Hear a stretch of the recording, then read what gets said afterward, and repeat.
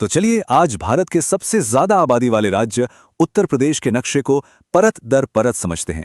हम इसकी सीमाओं से शुरू करेंगे, इसकी अनोखी भौगोलिक बनावट को देखेंगे और ये भी जानेंगे कि आखिर ये राज्य इतना महत्वपूर्ण क्यों है।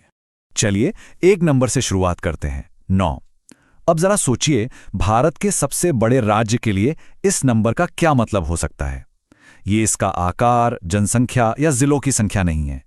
ये कुछ ऐसा है जो सीधे सीधे इसकी भौगोलिक पहचान से जुड़ा है।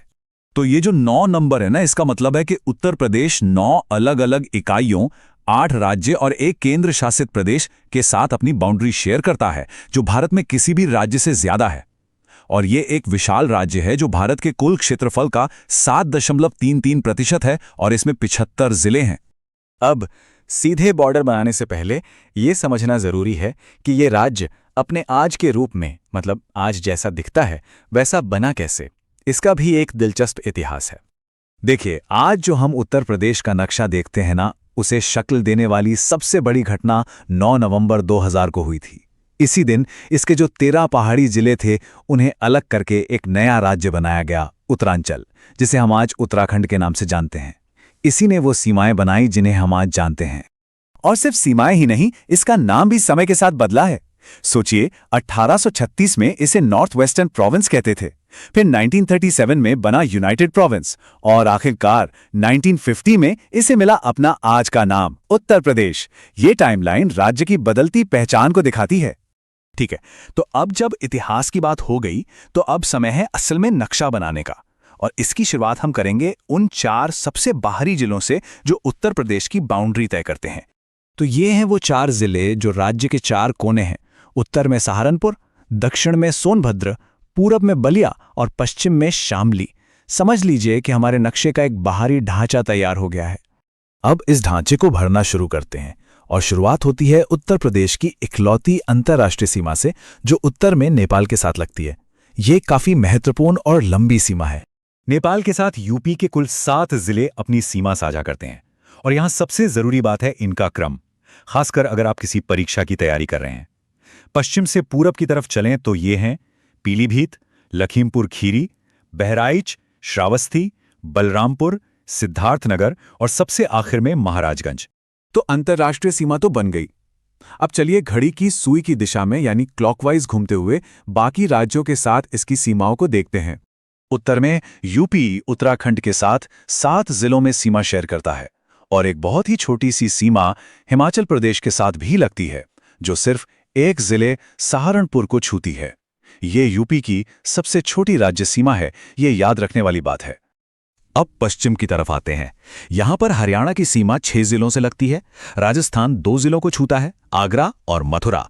और हां, देश की राजधानी दिल्ली भी यूपी के 3 जिलों से जुड़ी है, बागपत, गाजियाबाद और गौतम बुद्ध नगर।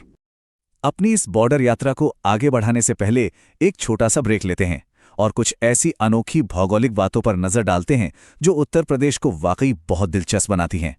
तो एक सवाल है, क्या पूरे भारत में कोई ऐसा जिला है जो 1, 2 या 3 नहीं बल्कि 4 अलग अलग राज्यों को छूता हो? सोचिए, ये कितनी अजीब और खास भौगोलिक स्थिति होगी। और इसका जवाब है हाँ, और वो जिला उत्तर प्रदेश में ही है, सोनभद्र। जरा ध्यान से देखिए, इसकी सीमाएं मध्य प्रदेश, छत्तीसगढ़, झारखंड और बिहार, इन 4 राज्यों से लगती हैं। पूरे भारत में ऐसा कोई और जिला नहीं है। इससे पता चलता है कि यूपी की लोकेशन कितनी स्ट्रेटेजिक है। चलिए एक और मजेदार भौगोलिक पहेली। उत्तर प्रदेश का एक जिला ऐसा भी है जो लगभग पूरी तरह से एक ही पड़ोसी राज्य से घिरा हुआ है। क्या कोई अंदाजा है कि यह कौन सा हो सकता है? ये जिला है ललितपुर। ये 3 तरफ से मध्य प्रदेश से घिरा है और उत्तर प्रदेश के सिर्फ एक जिले झांसी से जुड़ा हुआ है। नक्शे पर देखेंगे तो ये एक प्रायद्वीप जैसा लगता है। तो चलिए अब अपनी सीमा यात्रा को पूरा करते हैं, दक्षिण और पूरब की ओर बढ़ते हैं। दक्षिण में मध्य प्रदेश के साथ यूपी की सबसे लंबी सीमा है जो 11 जिलों को छूती है। छत्तीसगढ़ और झारखंड, जैसा हमने देखा, सोनभद्र जिले से जुड़ते हैं और पूरब में बिहार की सीमा यूपी के 7 जिलों से लगती है। ठीक है, तो बाहरी सीमाएं तो हमने बना लीं। अब अपना ध्यान अंदर की तरफ लाते हैं और उत्तर प्रदेश के अंदर की कुछ खास बातों को देखते हैं। राज्य के अंदर के साइज को समझने के लिए इन 2 जिलों को देखिए। एक तरफ है लखीमपुर खीरी जो एरिया के हिसाब से सबसे बड़ा है और दूसरी तरफ है हापुड़ जो सबसे छोटा है। ये दिखाता है कि राज्य के अंदर ही कितनी विविधता है। एक और नंबर 8, ये एक रिकॉर्ड है, मतलब एक जिला सबसे ज्यादा कितने पड़ोसी जिलों को छूता है। और ये रिकॉर्ड है हरदोई के नाम, जो यूपी के 8 दूसरे जिलों से घिरा है। ये इसे राज्य के अंदर एक तरह का सेंट्रल हब बनाता है। अगर हम विकास के नजरिए से देखें तो यूपी 2 बहुत ही अहम कैपिटल रीजन का हिस्सा है। पहला है एनसीआर यानी राष्ट्रीय राजधानी क्षेत्र, जिसमें यूपी के 8 जिले आते ही हैं, और दूसरा है एससीआर यानी राज्य राजधानी क्षेत्र जो अभी प्रस्तावित है। इसे लखनऊ के आसपास 6 जिलों को मिलाकर बनाने की योजना है। अब इस पूरी चर्चा को समेटने के लिए चलिए थोड़ा जूम आउट करते हैं और उन चीजों पर नजर डालते हैं जहां उत्तर प्रदेश सिर्फ एक बड़ा राज्य ही नहीं बल्कि पूरे देश में लीडर है। ये लिस्ट देखिए, ये वाकई कमाल की है। चाहे वो आबादी हो या खेती की बात हो, जैसे गेहूं, गन्ना, दूध और आलू का उत्पादन, या फिर देश का सबसे बड़ा रेल नेटवर्क हो और बैंक की शाखाएं, इन सब में उत्तर प्रदेश देश में नंबर 1 पर है।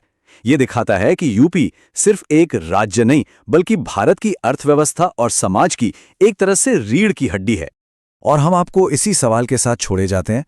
जब लखनऊ के आसपास ये नया राज्य राजधानी क्षेत्र यानी एससीआर हकीकत बनेगा, तो ये विकास का एक नया सेंटर बनकर इस विशाल राज्य के भूगोल और भविष्य को किस तरह से बदल सकता है, इस पर सोचिएगा जरूर। इस चर्चा में शामिल होने के लिए धन्यवाद।